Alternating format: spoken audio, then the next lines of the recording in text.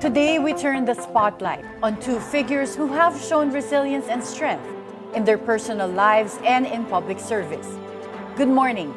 This is Attorney Karen Jimeno, and we're taking you at the forefront.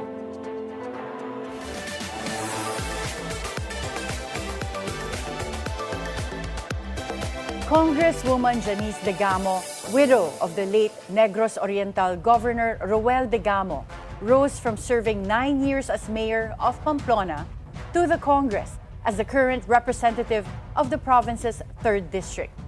Her victory is seen not only as a personal triumph, but as a strong statement against the Teves family, the political dynasty long entrenched in power in Negros Oriental. With us this morning is Negros Oriental's 3rd District Representative, Janice Degamo. Good morning, Congresswoman Janice. Good morning po, Atty. Karen, and to everybody watching you right now. Magandang umaga po sa lahat. Well, una sa lahat, ano po ang reaction nyo sa no hospital arrest and no preferential treatment kay dating Congressman Arnie Teves? Oh, that's really something very good to know. Lalong-lalo na pag hindi lang salita, talagang sagawa din, because that is really what he deserved.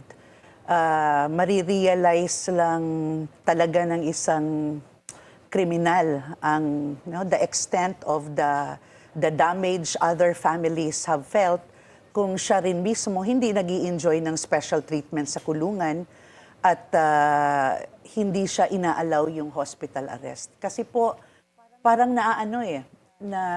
naaabuso yung hospital arrest. We have seen that happen to so many public figures po, na pag malaking tao ang nagkasala, nabibigyan kaagad ng hospital arrest. And to what happened to us, it isn't fair. So nararapat lang po na no hospital arrest and no special treatment. Congressman Janice, nung bringing up ko po ito, nakikita ko na ngayon naiiyak pa rin kayo pag pinag-uusapan niyo itong issue na to.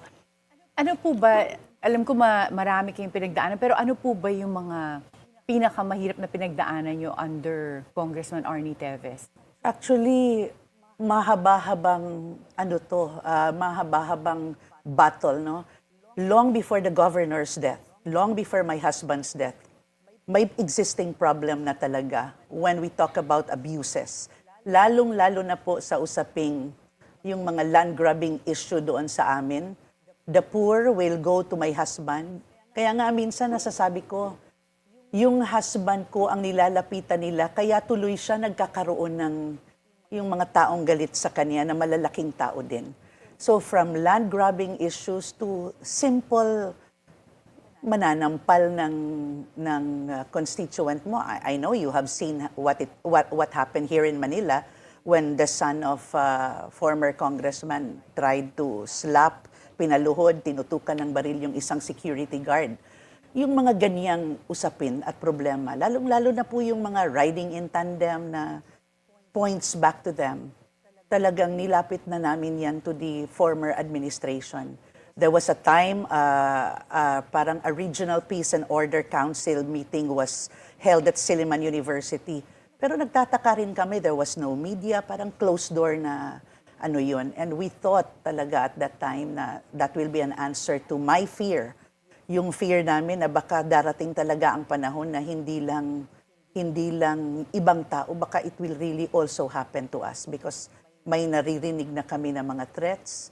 And we know their capability and their capacity to really do it. Kaya yung mga pangyayaring iyon talagang kinimkim namin.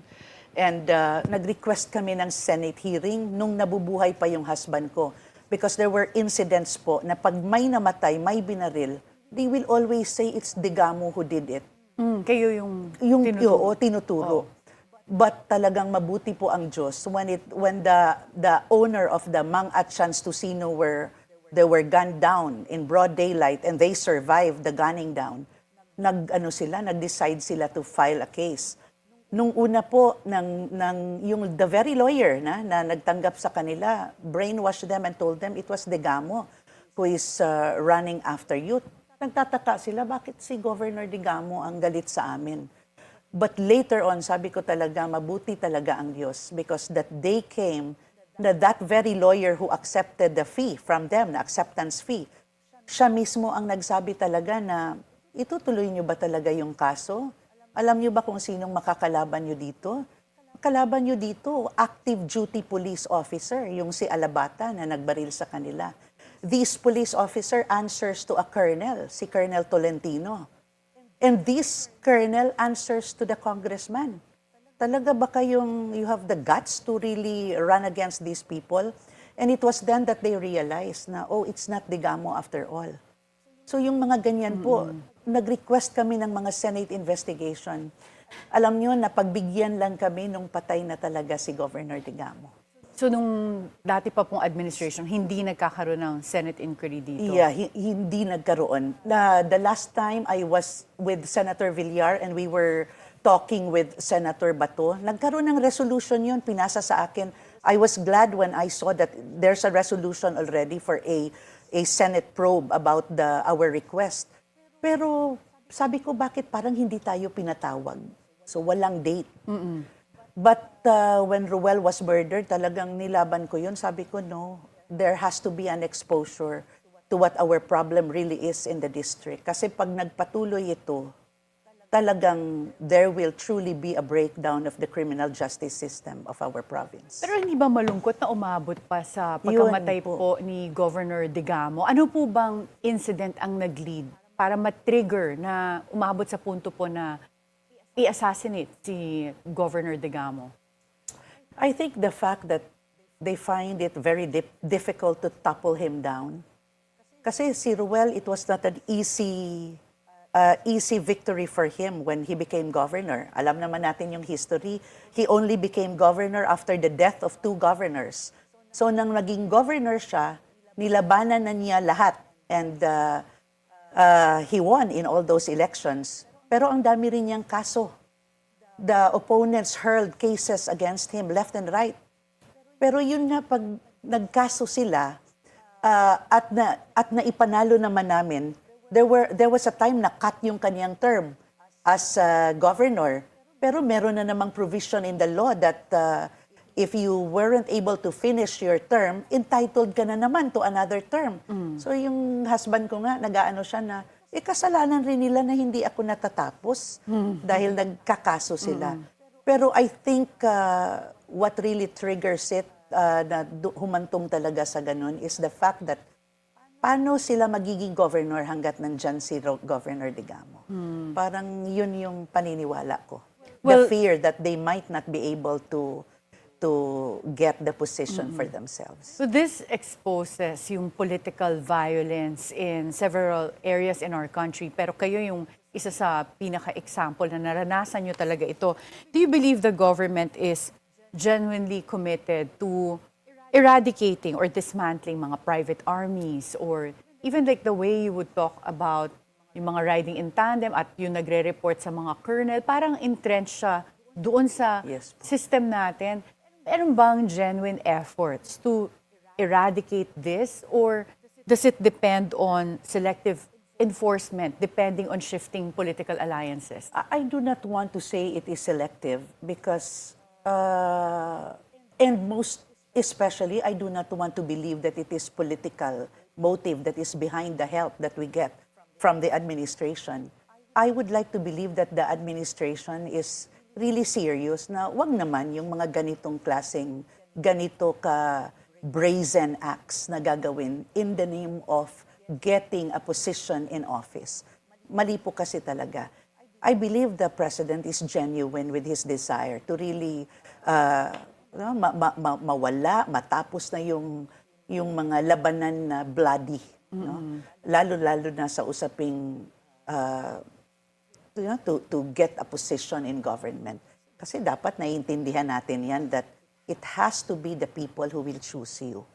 Never getting the post for yourself because you murder someone. Yeah, but even having private armies or yung arms, kahit sabihin mo na yung the way you intimidate mga constituents, maling-mali talaga eh. Kahit, let's say, kahit wala kang kalaban, the way you use resources for harassment, intimidation, and yung having mga mga arms kasi dapat nga hindi naman tayo pumapayag na may baril ka lang basta-basta, strict siya. So, natanggal na po ba itong ganitong sistema in your District, province? in your area. Oo, pero may alam ka ba na nangyayari pa to sa ibang probinsya?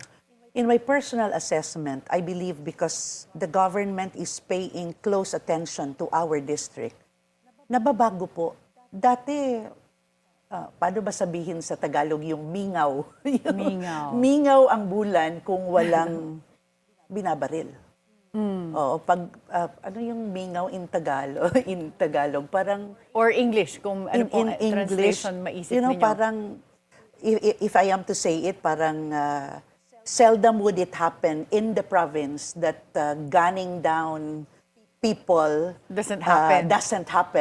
That's so regularly. disturbing. Oh, Yes. di ba disturbing yun? During the Senate hearing, you can really see figures there. How many? Masasabi mo, mas maraming namatay sa baril kaysa sakit.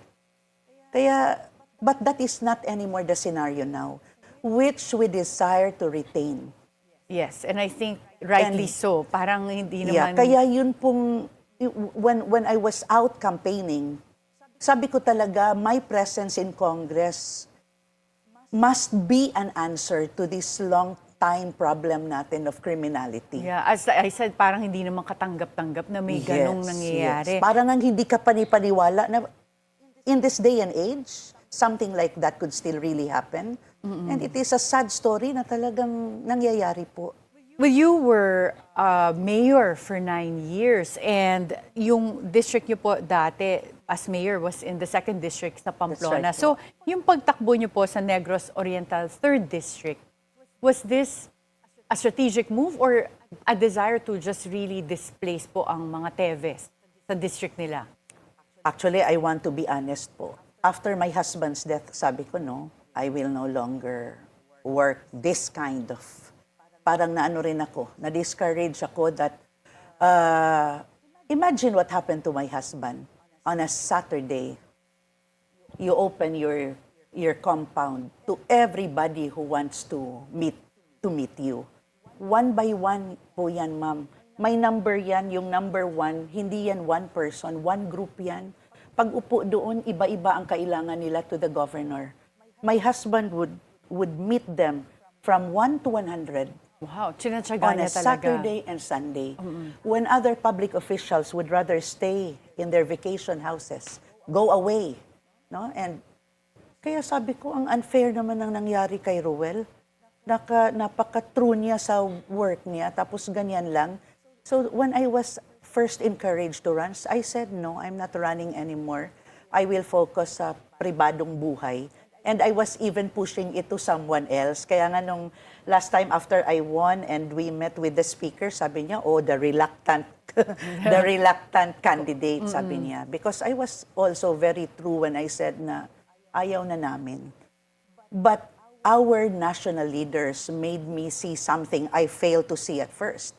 Yun pong pinapakita nila. I think something like this po, parang sinasabi nila na, Janice, all we can do is to help you. But remember, kayo yung nakatira doon. Meaning to say, we can help as much. Pero yung ibang bagay, hindi pwedeng iasa sa amin. Someone has to take a stand. Someone winnable has to take a stand. So parang, and then came the survey result. And when the survey result came out, talagang nilabas ko lahat ng hesitations ko. I am hesitant because my security might be compromised. Yung nanay ko nga, sinasabihan ako, huwag ka talagang magpabaril sa kanila. Kasi walang maniningil for you. My mom would always tell me, my mom and dad, they are both 78 years old. Pag ikaw ginandown, walang maniningil para sa'yo, matatanda na kami na, buti si Roel nandyan ka, sabi niya. So, yung hesitation ko nilabas ko. And yun yung sinabi ng ating national leaders na ayaw din natin na yung mga nangyayari sa inyo. You are a peaceful person. If you can lead the district very peacefully and progressively, then you will be doing your husband a favor. And you will be doing the district a favor. Kaya nung I was out campaigning, ang disenyo ng kampanya ko talaga at yun yung ipaglalaban ko, yun talagang turning the district into a smart district. And what do you mean by smart city, smart district? The smart district, alam naman natin, the issue of improving the connectivity is really something very important. At malaki ang budget na kailangan doon. With the improved connectivity, we will be able to kasali, no? But hindi naman siya yun lang ang purpose natin for the smart district. But ang intention ko po for coming up with that is we will be able to put up surveillance cameras in the entire area. Kausap ko yung police, sila General Torres, sabi naman nila, that is something very good. Napapadali yung trabaho ng police pag meron yan. At deterrent yan for criminals to really do the crime. And it seems like that's one of the priorities, no? Yung peace and order Yun po talaga sa po. Negros. Yes po. So yun yung reason natin, apart from, of course, pag may accessibility naman sa government service, by simply clicking a link, mas napapabilis din yung delivery of services to the public. Well, yung pag-enter niyo po sa politics, some critics say your entry is based on sympathy and name recall than governance experience. How would you respond to that type of criticism? Siguro, in a way, totoo rin yan. Ayoko ring magpaka-plastic. I believe that mainly the sympathy votes I get from my husband's death helped me reach this far. I am facing a 35 years leadership of the Teveses in the 3rd District. There was not a time na ang kongresista ng 3rd District isn't a Teves. Wow, Ngayon 35 lang, years. Yes. Ngayon lang po yan nangyari. So, in a way, tama po, no? But hindi rin nila pwedeng sabihin that I don't have experience in governance. I am proud of my track record as a mayor of the municipality of Pamplona. And that was for 9 years, right? Yes. No? And yung kasabihan po na if we can be entrusted with small things, hindi naman imposible na pwedeng i-entrust sa atin ng bigger responsibility. Nasa Bible din po yun. Yes, no? yes. Naniniwala po ako doon. Ano naman po masasabi nyo doon sa kung magkikilatis na parang pinapalitan nyo lang ang political dynasty ng mga Teves ng isa pang political dynasty because yung Degamo family naman, nagkaroon na kayo ng governor, and ikaw po, nag-mayor ka na rin for 9 years. So, ano yung pag-displace lang ng one political dynasty with another? Yeah, that's why I am out to prove them wrong. Na my presence in the 3rd District will be a more peaceful, more fair, no? And more progressive. Yung nandun tayo, love tayo ng tao, hindi tayo kinakatakutan. Wala akong masabi doon sa dynasty because totoo naman talaga na my husband is governor, I am mayor, my son is board member. Oo, pero you can decide what kind of or brand of leadership you would like to deliver to your people po. So ngayon po, your brand of leadership, is it about continuing your husband's legacy or unfinished business? Or meron po ba kayong efforts to distinguish yourself from your husband? Magandang ano po yan. My husband was the first public official sa aming dalawa. But I have been a public servant for almost 11 years when I was professor at the university. Kahit naman po mag-asawa kami at kahit marami akong nakikitang magagandang ginawa niya, I would like to leave a mark din po na ako ito. Ito naman yung style ko. Because minsan nagiging victim din ako dun sa the kind of public official my husband is. And they expect the same from you. And they thought that what Roel did, I will be doing. My husband is siguro very generous na tao yun, na minsan naaabuso. Eh ako iba ako. Generous din po ako. Pero I see to it that when I extend help, it is something that is really needed. So may pagka-stricto din. So parang different. Kaya I'm also hearing other people say, mas maayog ito si Roel. Na in the dialect ba? Pero ako, tinitignan ko how will I be able to touch his life dahil alam kong kailangan. Iba naman yung hindi tayo pumapayag na inaabuso din tayo. Well, now na nasa Congress po kayo, ano pa yung mga ibang initiatives ninyo? What committees are you involved in right now in Congress? Yes. Actually, we were asked to choose, no? We were asked to suggest 5. And of the 5 that I suggested, I was able to get 3. Committee on Agriculture and Food, Social Services, and Visayas Development. And may mga committee membership din ako dun sa hindi ko nakuha na mga suggestion ko for vice chair. Actually, pinasuggest din kami ng chair. Pero sabi ko, no, mag-o-observe muna tayo. And that's good that you really acknowledge na gusto mo pang kumuha ng experience in Congress before you chair a committee. It's a totally different world from being a chief executive of a local government. So what do Magkaiba you po. plan to initiate, at least in the committees that you're going to be active in, like yung agriculture, for example? Yes, kasi nung mag-mayor po ako, talagang hands-on ako. That is exactly what I told the DE also, the district engineer. Sinasabihan ko yan sila na, ano tayo ha, meron talaga tayong monitoring activity for our projects and programs. Nung nag-mayor ako, that's every last Friday of the month. So, kung wala yan dati sa inyo, magkakaroon tayo under my leadership. Yung mga policies that I will be pushing for would be those that will uplift naman the lives of our farmers.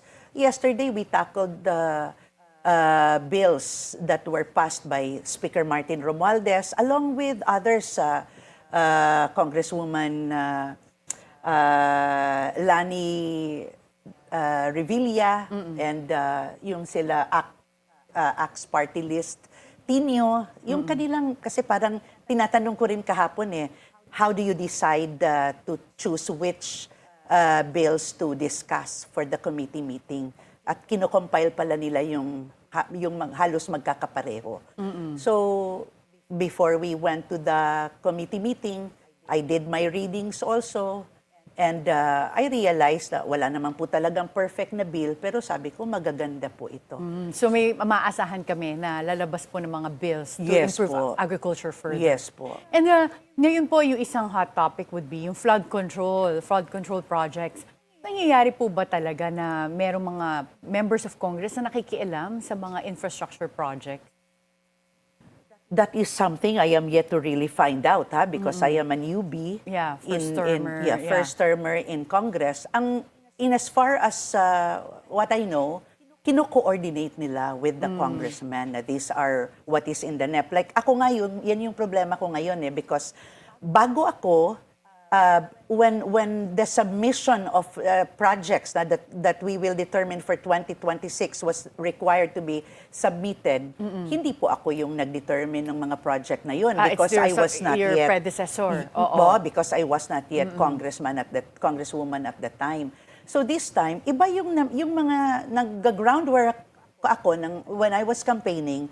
Iba rin yung ibang nire-request. Meron namang iba na similar dun sa nandun na sa NEP, and I'm happy. Pero meron ang daming wala. Kaya yun yung sinisipagan ko po na pumunta sa mga senators at dinadala ko sa kanila yung hindi nasali doon sa NEP na request ng mga tao ko. Constituents. Ng mga constituents But then, ko. since nabanggit niyo po na for 35 years, ang mga Teves family ang umuupo dun sa district, sa walang nag-umuupo sa Congress na hindi Teves for your district. Meron ba kang nababalitaan dati na mga projects na either go, substandard, or kung pinagkakakitaan ba yung projects sa district dati? You know, we will not just talk about the district. Kahit naman, when I was professor back then, naririnig natin na may mga officials na gumagawa talaga ng ganyan, ng mga ghost yung kanilang mga project. Ang masasabi ko lang siguro, I noticed that there were contractors being called at the hearing that are the same contractors from during their time. From the time ng The Teves administration. Na gumagawa rin po sa Negros. Yes, na gumagawa sa Negros. During their time, na gumagawa sa Negros. Na nakikita nyo ngayon. But yung sasabihin natin na gumagawa sila that we have to have a proof. That's true. Oo, hindi naman Sa mga pwede bagay na yan. magbintang ng basta-basta. Yes po. But in your opinion, dahil kayo galing din kayo sa local government, so na-experience nyo yung other side na siguro hindi na-coordinate sa inyo yung projects. Minsan, ano po yung Pag may problema na po, tsaka sila lumalapit sa LGU. Oo nga po. Yun, sa experience ko, dun po ako minsan nagagalit o na-offend din pag we had a concrete example nung there was our school, the elementary school of Pamplona burned down. When it was built, it was not coordinated to the mayor. I was mayor at the time. But when there was a problem of claims, kasi nang ma-burn down, may mga lumalabas na they own the land, a portion of the elementary school. May lumalabas na, naggagawa na doon ng mga, nag-fence na, and they will now visit the LGU, requesting us to assist them to remove these people claiming to be owners of the lot. Yung mga ganyan na problema po, na pag problema na, kasali na kami. Pero pag wala naman pang problema, we are never even called. Pero ako, I put extra effort po doon. Yun yung sinasabi ko na I monitor our projects. I called the Provincial Engineering Office. I called DPWH along with our local engineer.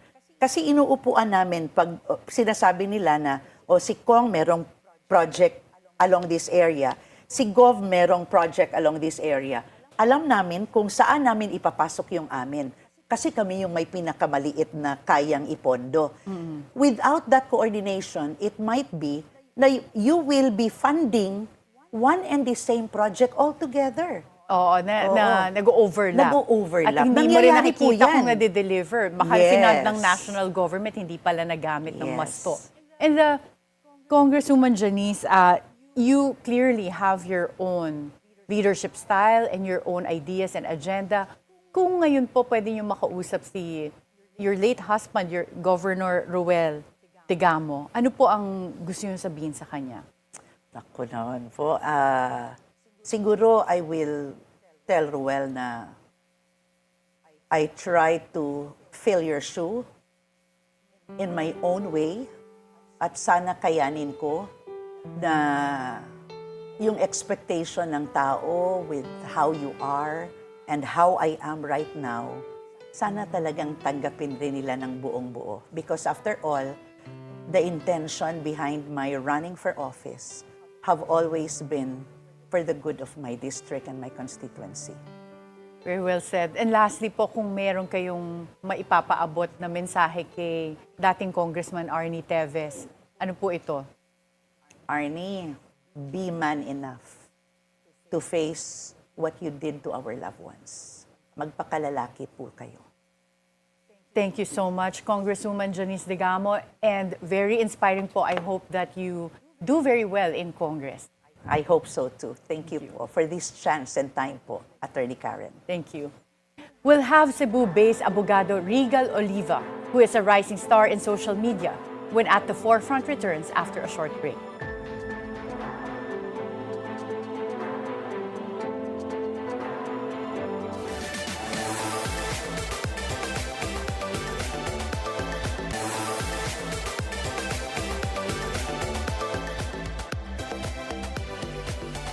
From City Hall to the digital space, attorney Regal Oliva has built a name as a seasoned lawyer and a widely followed vlogger with over 1 million supporters online.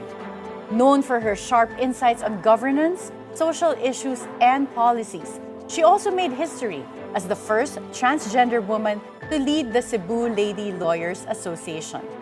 What drives her to keep breaking barriers while finding new ways to reach and inspire people? Joining us is Cebuana lawyer and vlogger, attorney Regal Oliva. Good morning, attorney Regal. It's nice to be here. It's nice to see you again after a decade or so. I know. The first time I met you was in University of San Carlos. Yes. I was a student in the University of San Carlos. I introduced you as our guest speaker. Yes, oo nga. At saka professor pa rin ako at that time. Up to now, I'm still a Yes. professor, pero ang tanda ko na pala talaga. No, not at all. You did not age a bit. I have to talaga? say. And you were one of the most popular lady lawyers at the time because you were fresh from the impeachment of former Chief Oo nga, Justice. tagal na nun, no? Yes, It's that been 13 years. Amazing Yeah. you until now. Well, let's go to you, and we want to get to know you better as the grandchild of former Mandaue Judge Alejandro Mendoza and the daughter of City Treasurer of Toledo, Ofelia Mendoza Oliva. Yeah. How much did they influence you in your Career choice. Of course. Foremost, I'll start with my mom because I was city treasurer first before I became a lawyer. So nauna kang ma-influence ng mom mo. Exactly. I would have wanted to become a fashion designer. That was my dream. Bagay. And you're so fashionable. Look at Thank the you. way you dress, That was my dream. But then my mom just placed me in government, and she said that your talent in public service is better off there. And I followed her footsteps as treasurer. And she's not only treasurer of Toledo. She started off as assistant treasurer of Mandaue City, and she transferred to Dumaguete, then Cebu, then Tacloban, then she went to Pasay City, and then Calamba, and then San Fernando, Pampanga. She's everywhere. Her retirement city was Toledo. And she's an amazing treasurer. I would have to say, until now, nobody can beat Regal Oliva when it comes to treasury operations in local government units. And of course, my grandfather is a judge, and a very respected judge in Mandaue City. So he also influenced me to become a lawyer. Ba, talagang, at least napasaya mo sila. Pareho mong course, finalo yung of path course, nila. But that's true. you were city treasurer also in Cebu? At some Mandaue, point? in Mandaue. Sa Mandaue. So, totoo ba na nagkaroon kayo ng away ni former Cebu Governor Gwen Garcia in the past over taxes? I wouldn't say away, ha? I was doing my job. She was also doing her job as governor. But then the story revolved around the Cebu International Convention Center. It was newly built. And then she passed it on. The management of the CICC was passed on to a private agency.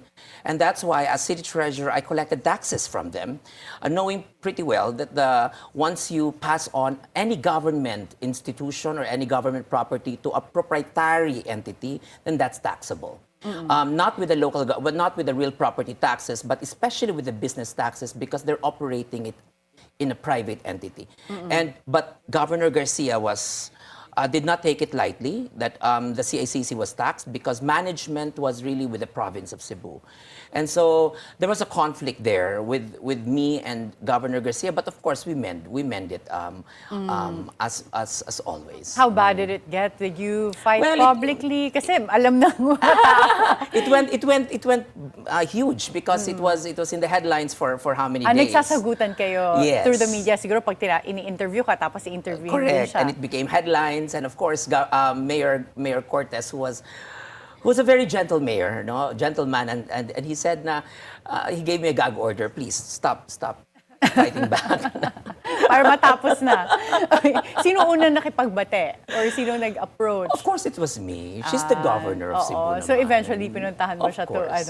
to just mend. And- Yes. Okay, you were also the chief of staff of Alfredo Bejo Romualdez in Tacloban for 7 years. Yes. When he was mayor of Tacloban City, he's the father of Alfred Romualdez, who's the current mayor now. When he was mayor, I was his chief of staff, and that really taught me a lot. Because when you're a chief of staff of the mayor, you don't only concentrate with the treasury operations, but with the whole city, local government operations, and it goes grassroots. And then that's why it made me so enshrined with what's going on in the whole situation of a local government unit. And so when I transferred to Mandaue City, as city treasurer, I also can suggest to the mayor what is the best project or program to be funded, because I've already experienced being chief of staff. Yeah, so ang dami mo na palang nag-experience Yes, exactly, in government. sa government. But what was the incident that pushed you to enter law school? Is it true that it had something to do with the death of your father and your best friend on the same year? Yeah, in 2009, Attorney Karen, sadly, my father was sick with cancer, and my best friend was also sick with a chronic renal failure. And I took care of them in the hospital. And so that was also the time when I transferred to Mandaue City as assistant treasurer. And being assistant treasurer, not a lot of obligations are in your shoulder when it comes to your job there. So I asked permission from our city treasurer then that if I can enroll law school, because it was very near the hospital. So strategic then. Correct. You can be a working student. Exactly. So I worked with government, I took care of them in the hospital, and I studied law school in the evening. But when they passed away, it was just month. 1 month lang talaga ang pagitan nila sa when they passed on. Sakit naman. Sakit, masakit. I promised to them that I will be a lawyer and I'll make you proud. Kakaiba ka naman mag-cope with grief. Yung iba, maglalabas, iinom ikaw, But you know, baliktad law school, nag-aral. Attorney Karen, we know that law school, you can forget grief. Totoo. You have no time to You grieve. don't have time for Oo, despair. You totoo. don't have time for love life. Yeah, Wala na. that's true. Yeah, because, and I think that was the best coping mechanism that I've had Oo. in law school because I forget to cry anymore because I need to study. That's true. And you're just reading morning till night. Yes. Napapanaginipan ko nga minsan yung mga recitation at yung mga exams. But Di ba napaka-terrorizing ng law school, especially with some professors, that, you know, wala kang karapatan magsadsad. Wala na. You just have to forget it, move on. And I did not know that, you know, 5 years have passed and I became a lawyer. That's great. Pero buti na lang. And at least you've made your dad proud. Oh, yes, May of question course, ako, of in course. terms of being transgender, you have made a milestone of being one. You're very famous, but also as a transgender woman, you're leading a whole lawyers association in Cebu. Yeah. At what point ka nag-transition? Okay, I have to say, siguro transition kasi is, it's really in the mind. Yeah, okay. But the expression happens not overnight. It happens gradually. And the transition of my expression really happened siguro in college. But when I really wanted to express myself as a woman, and there in Silliman University, I even founded the Basilban Society, which is bakla ng Silliman lumalaban. Oh, wow. Yes, and Sa UP, Babaylan, di ba? exactly, Oo. and I have to say, Representative Percy Sendenya was my partner in forming that organization, and that's why, because I needed to have a space, a safe space, and so that people would understand what we're dealing with, because among the LGBT community, it's the transgender who has the biggest struggle, because we transition in the eyes of so many people, and that's why it's important that they would understand our predicament. Yeah, and yung parents mo, okay, natanggap nila agad yun? No. It took me a long time. I cannot wear makeup in the house, Attorney Karen. Especially my dad, when my dad was alive, you know, it sometimes becomes a reason for my dad and mom to quarrel because my dad would say, because he's so influenced with your makeup, that's why, mga ganon. And so that's why it took us a long time. But my siblings were the most supportive. That's great to hear. Yeah. So by the time your dad passed away, natanggap niya na? Or just sabi mo, natanggap na niya. Naka-transition Super. ka na by then? Yes, it was my dad who was more accepting than my mom. Talaga? Sa pag-transition? Yes. My dad was more supportive. He even bought me the wrong shades of makeup. Pero ang cute naman. But that's how he was so supportive of me. Okay. And let's go to another aspect of your life. Bakit ka napunta sa vlogging? Oh, vlogging. I ran for Congress in Mandaue City this past elections, and we all know that how influential or how big a scope vlogging can be for politicians. But I did not know how to vlog because it was not my daytime job. But my mom, during the impeachment proceedings of Vice President Sara Duterte, wanted me to explain to her what impeachment is all about. Why did this happen? Because in the previous impeachments, there were hearings, there were debates in the plenary, but in this kind of impeachment, there was none. And so she asked me, is this legal? She has so many questions. And so I said, I will explain it to you because I was out of town. I'll explain it to you. I'll send you a video. And so I told my chief of staff, I said, can you make me a video? Just take a video of me explaining the impeachment process and everything, what will happen and all. So I made that video and she edited it in a way that's so beautiful. And I said, Mamo ang nag-edit? No, not Ikaw, my chief of staff. My chief of staff mo, okay. She edited it in a way which was so amazing. And so you post that in my page because it's nice. My mom wouldn't mind. And so that happened, and it took it by storm. And I said, after that, let's make another vlog. And you know, I'm not saying it's addicting. It's just that I'm reaching more to people, and I felt that I'm reaching out to voters as well. because I was running for Congress. And when I lost the congressional seat in Mandaue City, I said, I think I have to continue this advocacy because there are a lot of people who do not know the law. And it seems to me, I never knew this, that it seems to me that through these vlogs, I can make them understand the law better in a layman's term, in a way that the CD people, the people in the CD market can understand and can say, oh, this is the law. Oh, this is how it is being interpreted by quoting the Supreme Court as well. So now that you are a vlogger, meron ka bang dream collaboration? Oh my goodness. I already am in a dream being interviewed by Atty. Jimeno. I don't know. Wala ka pang I naisip? did not even look into collaborations. No, So far, ano ang pinaka most watched vlog mo? I cannot remember. My team are with it, but I cannot remember. But I think of all the vlogs as equal because I exert also the same effort in every kind of vlog. Matrabaho that I make. siya, ha? Matrabaho because I do the Oo. research. Oo. I have an editor. I have a video editor. I have a team. But then the research, that's what's most difficult, to make it short. Because we as lawyers, we make pleadings the Oo nga longest, eh. di Totoo. ba? Oo. The Sanay more tayo pages, the masalita. better. Yeah. But how to make it very short, to make it less than a minute, to make it less than 2 minutes, because we all know that the attention span of people watching the social media is so short. Yeah. So pinaka-active ka saan? TikTok or Facebook?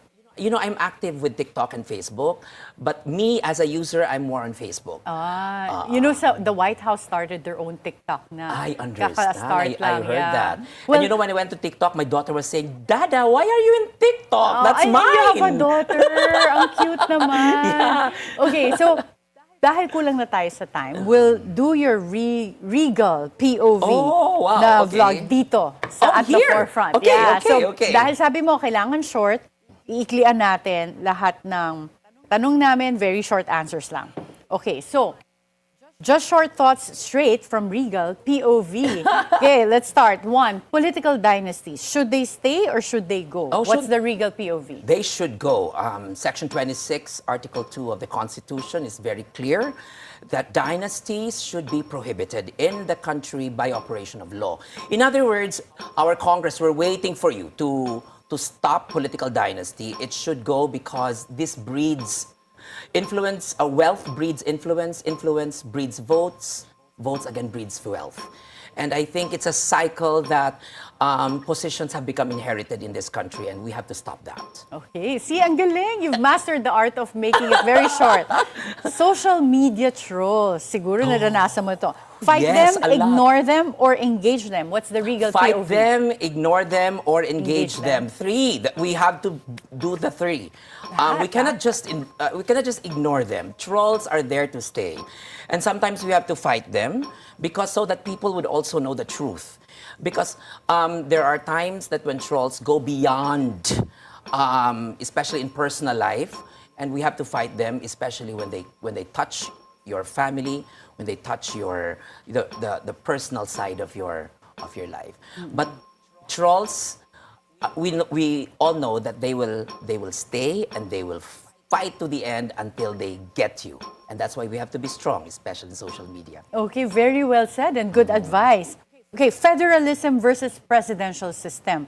The Regal POV says what on this issue? Presidential system, we've experienced that. I think we're ready for federalism. Our country is very much separated by regions, by language, and by culture. And I think that the imperialist Manila should be abolished and that other regions should stay strong, and thus federalism should be given a chance in this country. And taxes should be equally subdivided to these regions as well. Okay.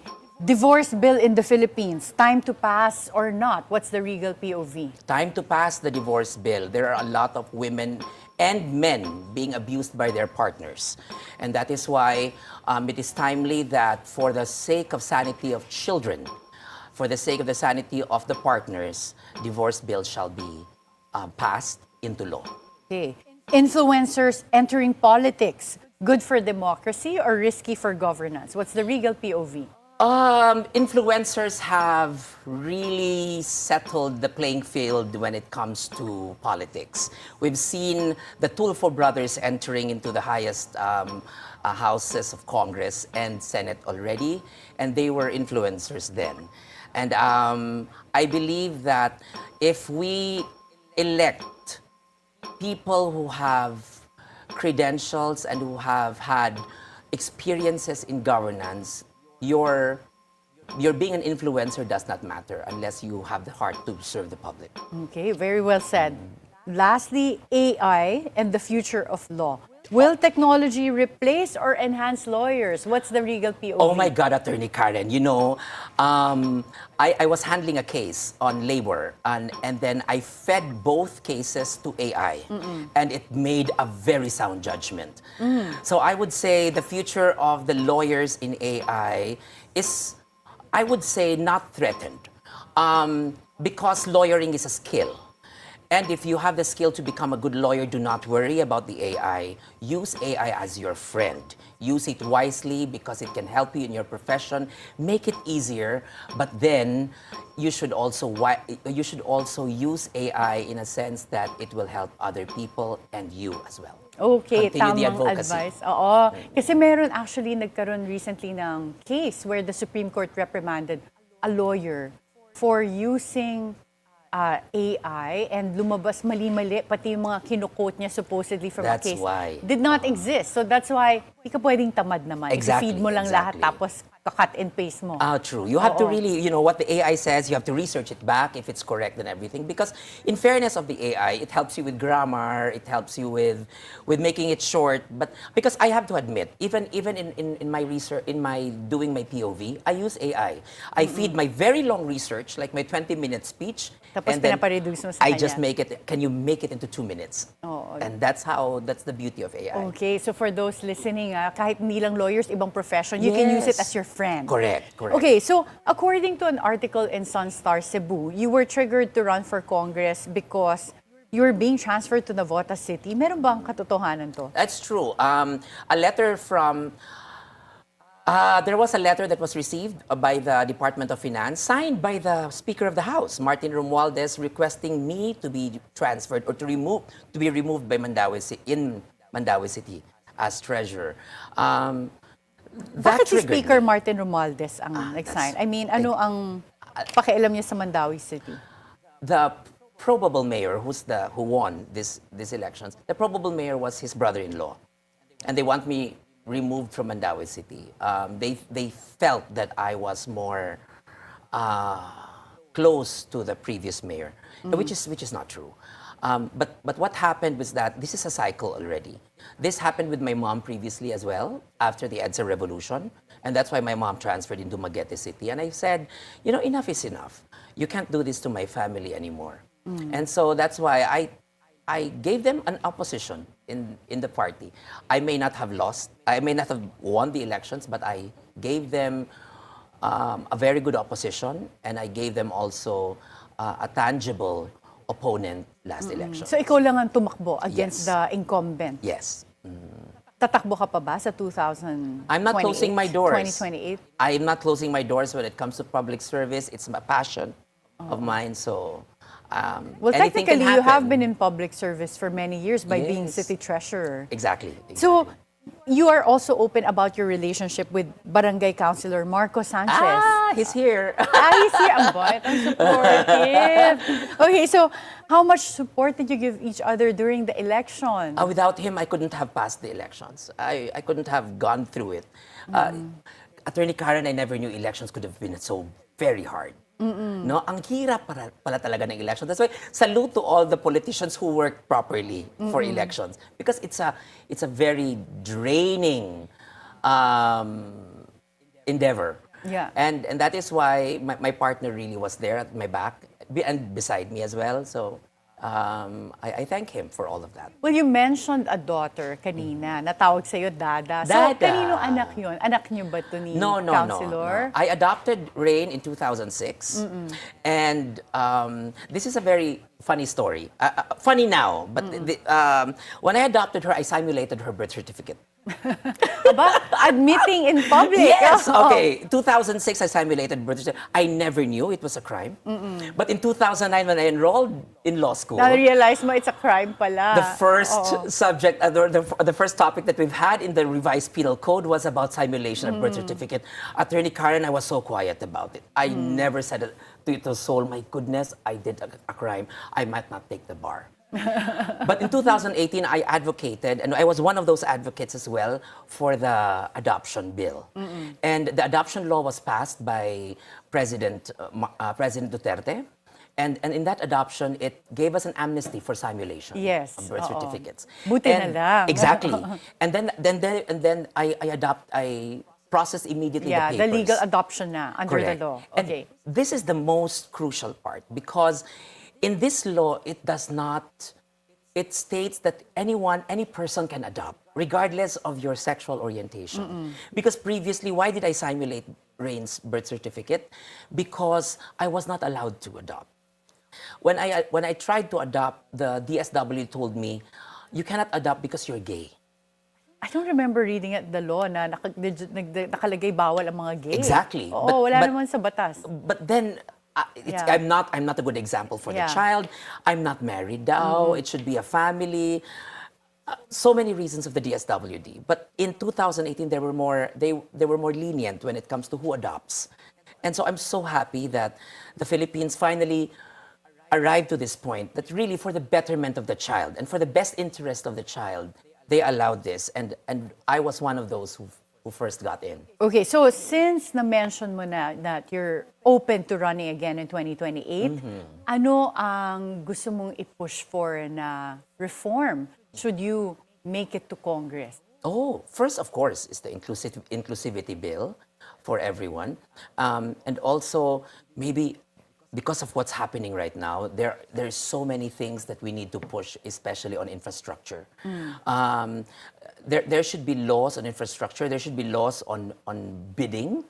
Pero meron na naman, 'di ba? Pero I guess it's just surprising to me that even the department secretary doesn't know until nagkaroon ng ganitong mga exposés na may mga ghost projects ngayon lang nila nalalaman. Parang for me, where did it go wrong? 'Di ba? Na-monitor dapat 'yan, and then you have COA that's supposed to do post-audit. Exactly. Yeah. You know where it really lacks? It's the coordination with the national government, with the local government. And that's why, because of the presidential system of government that we have, it's too centralized. Our government is too centralized that the local government has no power when it comes to national government projects. And that's why sometimes, even if it's not needed by the local government, the national government pours in because the congressman says.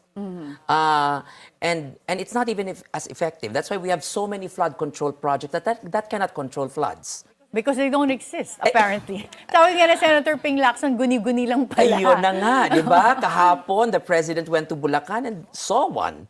That, a 55 million flood control project just existed in paper, but it doesn't exist in actual reality. And this is just the tip of the iceberg because Exactly. we haven't seen the other infrastructure projects. And I hope to see the end of this, wherein the people liable will be punished, and that the president will be very serious with his words, and then mark it as something that he can, when he leaves the presidency, he will leave a legacy of stopping this kind of corruption. Thank you so much, Attorney Regal. And para sa mga nanonood natin, hanapin niyo po siya sa Facebook and TikTok. Facebook, TikTok, and YouTube as well. Okay, thank you so much, Thank you, Attorney Regal. Attorney And Karen. good to see you again. Good to see you again. So Oo. refreshing. Yes. As I've said, you never aged a bit. Naku, pinapatanda talaga ako. Estudyante pa lang siya noon, ha? Ngayon, lawyer na. Thank you so much. Thank you. Congresswoman Janice Degamo stands as a symbol of perseverance in public service. Attorney Regal Oliva embodies trailblazing courage in both law and advocacy. Two different women, two paths taken, both converging to make their stamps on strength, resiliency, and staying true to one's principles. Join us again tomorrow for insights on current issues and personalities who matter. This is Attorney Karen Jimeno. Thank you for spending your hour with us.